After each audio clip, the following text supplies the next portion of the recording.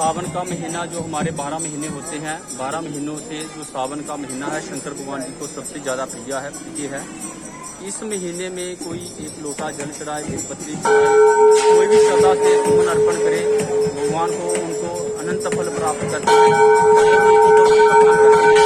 तो इस सावन महीने में शंकर भगवान जी की विशेष पूजा होती है और आज सावन का पहला सोमवार है और हम यही सब भक्तों से अनुरोध करते हैं कि सब बढ़ चढ़कर भगवान की पूजा करें और भगवान की भक्ति करें और भगवान के जो भी पुष्प पत्थर बने वो भगवान को अर्पित करें और सबसे प्रेम भाव बनाते रखें।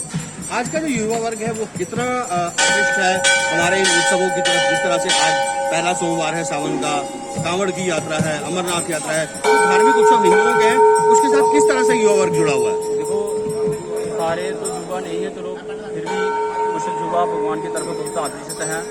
जहाँ पर 3-4 बजे मंदिर खुल जाता है, बहुत युवा बच्चे लड़के आते हैं, पूजा करते हैं भगवान की, तो युवा भी बढ़ चढ़ कर भगवान की पूजा करें।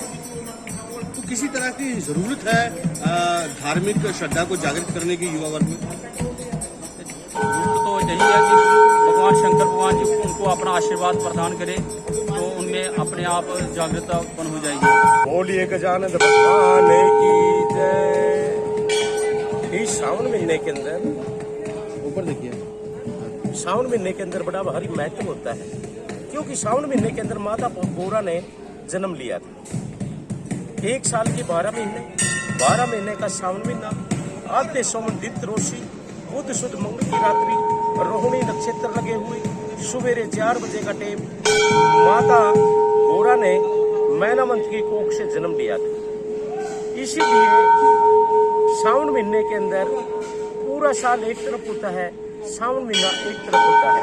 ये भगवान शंकर का प्रिय महीना होता है, क्योंकि इस महीने के अंदर माता गौरा ने जन्म लिया है। इस महीने के अंदर जो 4 सोमवार के व्रत रखते हैं उसका बड़ा भारी महत्व होता है और जो भी मनोकामना मांगते हैं भगवान से उनकी मनोकामना पूरी करते हैं।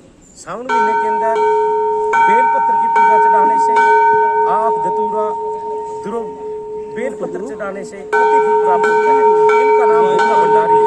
भोला भंडारी थोड़ी भक्ति करने से ही खुश हो जाते हैं और जाकर के जिस प्रकार से हरियाणा, आधा पंजाब, दिल्ली के लोग कावड़ बैंगी लाते हैं इस महीने के अंदर, उस बैंगी के अंदर, उस कावड़ के अंदर गंगा जल होता है और आकर के आप समूह के ऊपर जहाँ पर अपने आप शिव जी भगवान निकले हुए हैं वहाँ पर आकर के उनका जल अभिषेक करते हैं।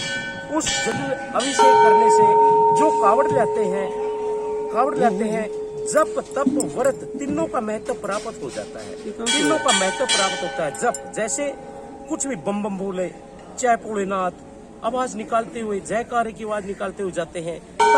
तपस्या, पाँव में नंगे पाँव होते हैं, उनके पाँव में छाले पड़ते हैं, क्योंकि भगवान का वास दुख में होता है, सुख में नहीं है। जब चलते हैं तो उनको दर्द होता है, तब भगवान ही उनके मुख से निकलता है। ओम नमः शिवाय, बम बम बोले, जय भोलेनाथ, उसकी आवाज से निकलता है। इसीलिए सावन महीने के अंदर बेलपत्र की पूजा चढ़ा करके और खीर और मालपुड़े का भोग लगाया जाता है। मालपुड़े का भी बड़ा महत्व होता है, क्योंकि बरसात का मौसम होता है, जो मालपुड़ा होता है उससे मालपुड़ा खाने से अनेकों बीमारियों को दूर भगा देता है। इसीलिए सावन महीने के अंदर बेलपत्र की पूजा चढ़ाएं और भगवान शंकर की ओम नमः शिवाय का जाप करें, उससे भक्तों का कल्याण हो जाता है और शिव जी भगवान उनसे आकर्षित होते हैं। बोलिए शंकर भगवान की